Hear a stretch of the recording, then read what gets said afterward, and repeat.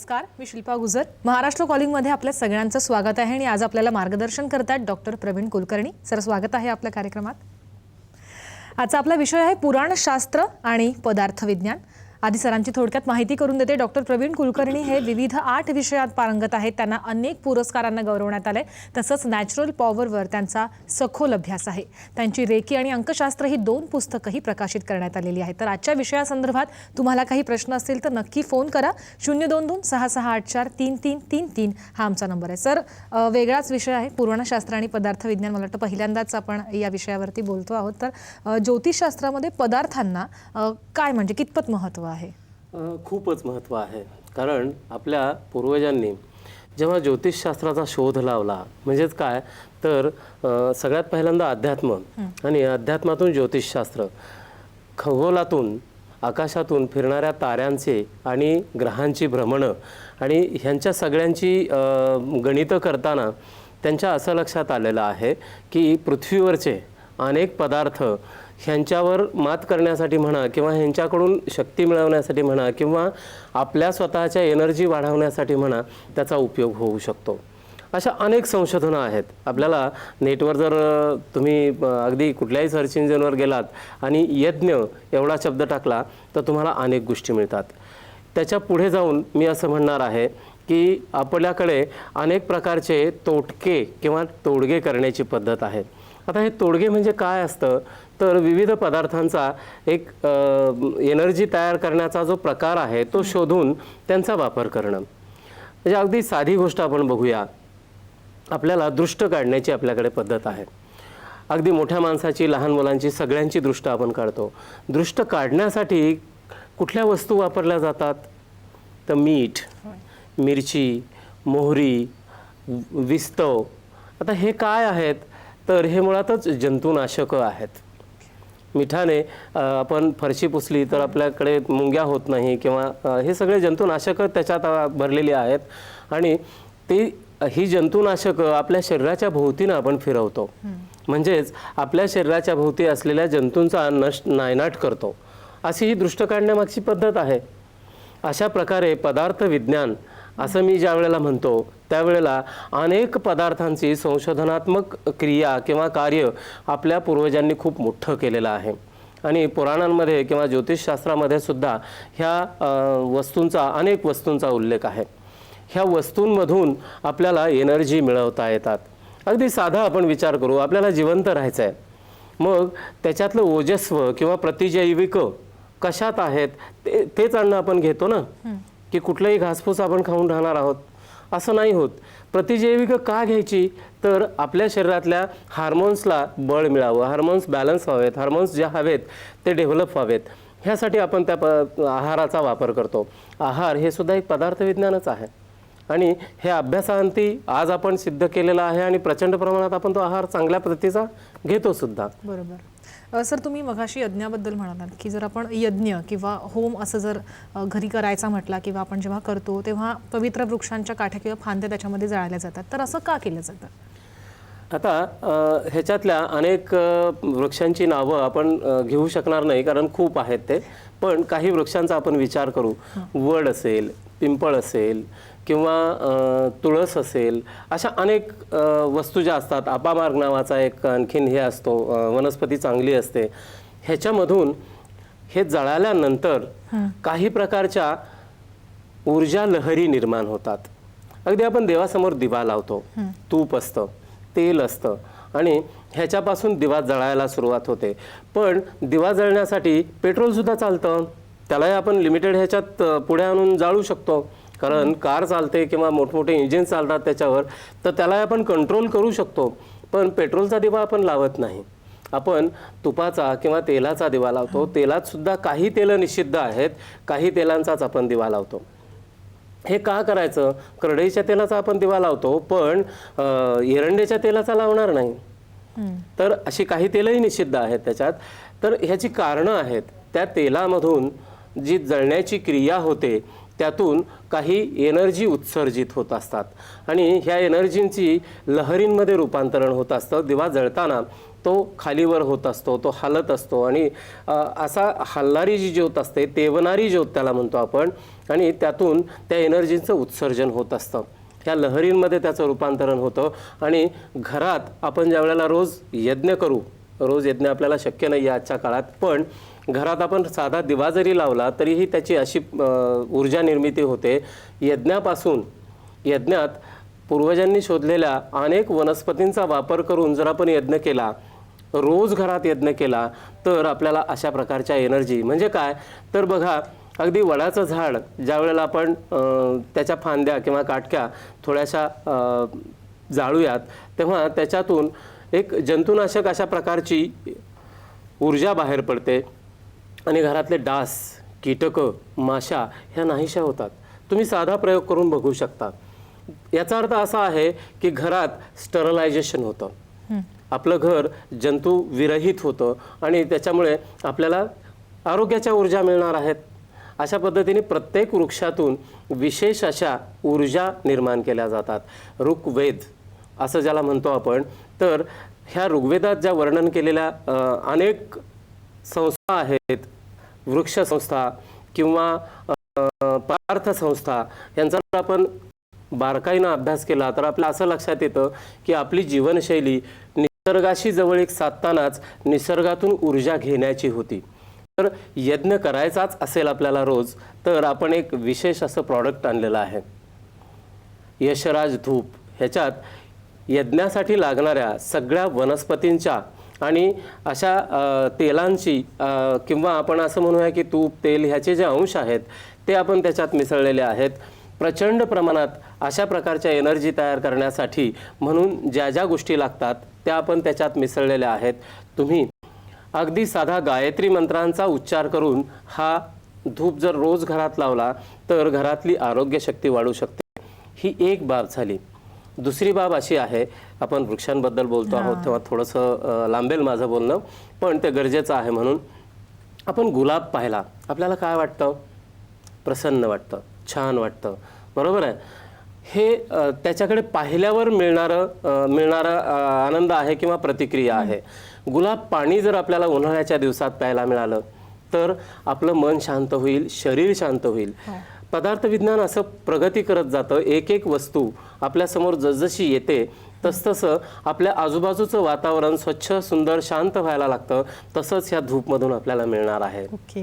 बरं, मला असं विचारायचं होतं तुम्हाला की यशराज धूपमध्ये बऱ्याच गोष्टींचा समावेश करण्यात आलेला आहे. मग त्याच्यामध्ये वडाचं झाड असेल, त्याच्या काही पारंब्यांचा सुद्धा वापर केला आहे. तर अशा आणखी कोणत्या गोष्टी आहेत ज्या यशराज धूपमध्ये तुम्ही वापरल्यात? हा तर खरं फॉर्म्युला ठरतो, पण तरीही आपण बऱ्याचशा गोष्टी ह्याच्यातल्या नक्कीच सांगू शकतो. सगळ्यात महत्त्वाची जी आहे ती अपामार्ग नावाची वनस्पती आहे. अपामार्ग. त्याच्यानंतर यज्ञासाठी लागणाऱ्या ह्या वनस्पती आहेत वड, पिंपळ, तुळस. ह्या सगळ्यांची काही यांची पानं आपण घेतो. अगदी चंदनाची पानं सुद्धा आपण खाली पडलेली जी जंगलातून मिळतात ती आपण घेतो. ह्याच्यात अनेक गोष्टी अशा आहेत की ज्या कायदेशीर असायला हव्यात त्या आपण त्याच्यात वापरतो, पण त्याचा खूप चांगला वापर केला जातो. एक लक्षात घ्या, अगदी कडुलिंबाची पावडर सुद्धा आपण ह्याच्यात थोडी टाकलेली आहे. कडुलिंबाच्या पानांची पावडर, कडुलिंबाच्या पानाची अगदी बारीक पावडर करा आणि तुपात मिसळून ती रोज हिवाळ्यात ओठावर लावा. ओठाला तुम्हाला लिपस्टिक लावायची गरज पडणार नाही, इतके छान ओठ होतात. काय म्हणता? अरे वा. स्किनवर लावा. स्किन लहान मुलाची जशी असते कोवळी तितकी छान आपल्याला बघायला मिळते. परत एकदा सांगा काय? कडुलिंबाच्या पानांची बारीक पावडर करायची, वस्त्रगाळ पावडर करायची, साजूक तुपात घालायची आणि ती रोज रात्री झोपताना ओठावर लावायची. सगळ्या स्त्रियांना, महिलांना मला वाटतं एक खूप सुंदर अशी टिप मिळालेली आहे जी घरगुती आपण करू शकतो. कुठची क्रीम लावायची गरज नाही आहे. नक्कीच या सगळ्या घडामोडींचं इथे एका छोट्याशा ब्रेकसाठी थांबते आहे. पण तुम्हाला जर आजच्या विषयासंदर्भात काही प्रश्न असतील तर जरूर फोन करा. 02266843333 हा आमचा नंबर आहे. घेते एक छोटासा ब्रेक.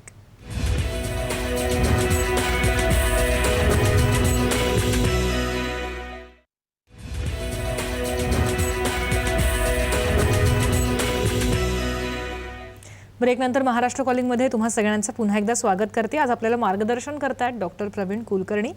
सर, ज्योतिषशास्त्र आणि आयुर्वेद यांचा परस्पर संबंध कसा असतो? खूप चांगला आहे, कारण भारतीय ऋषीमुनींनी शोधलेली दोन्ही शास्त्र आहेत. सगळ्यात पहिल्यांदा तर ज्योतिषशास्त्रात नाड्या असतात. आद्य नाडी, मध्य नाडी आणि अंत्यनाडी. ह्या 3 नाड्या ह्या आयुर्वेदावर आधारित आहेत. म्हणजे आद्य नाडी आपण वात, पित्त आणि कफ ह्या त्रिदोषांचा विचार आयुर्वेदामध्ये करतो.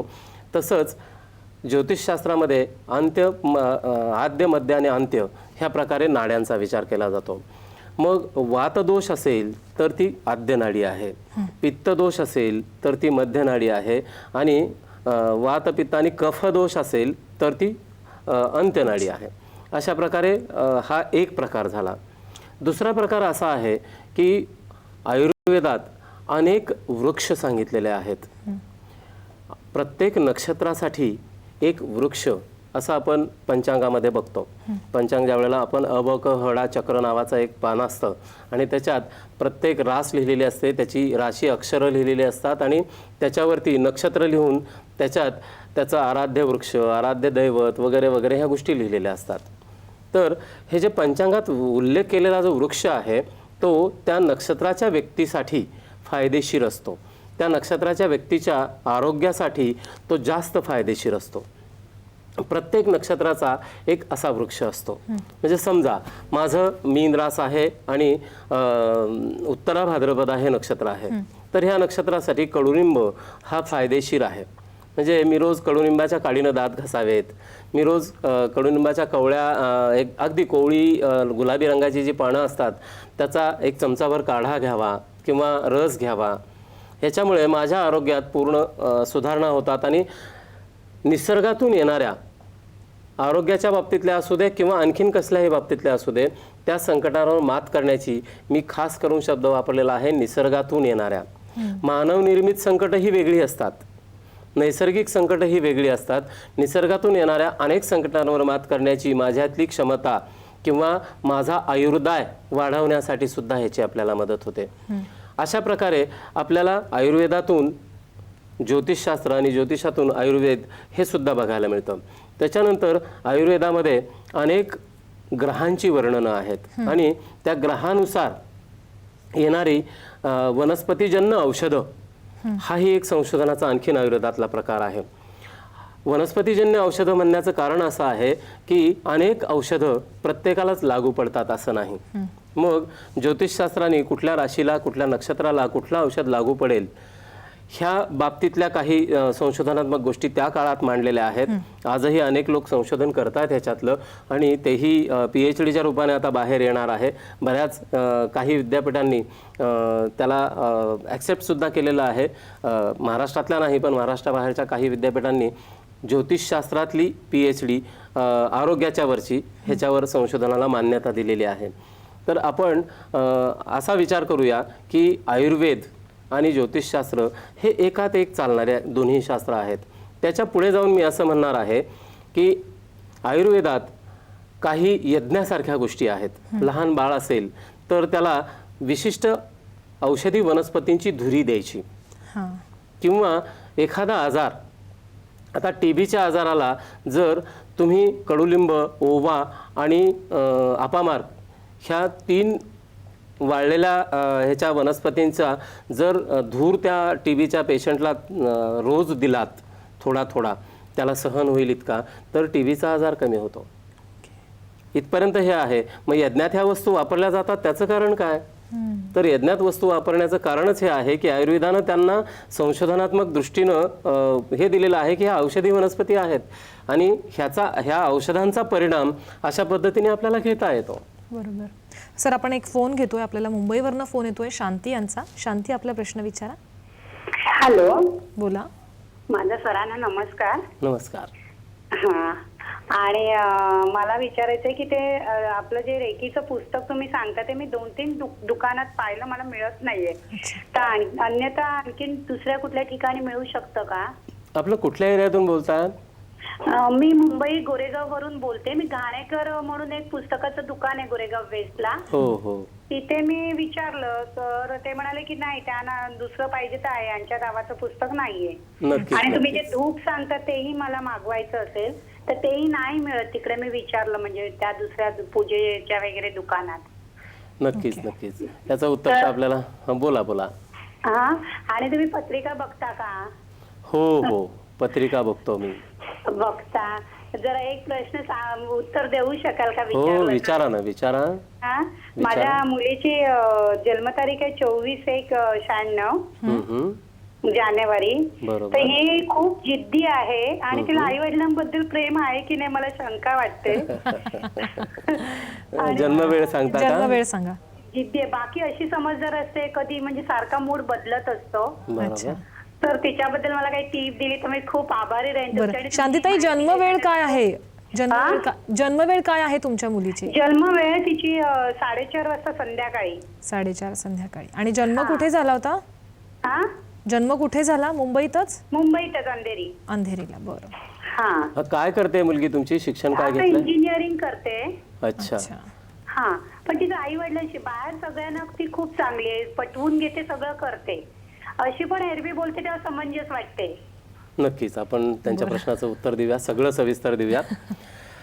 दादरला माझं ऑफिस आहे.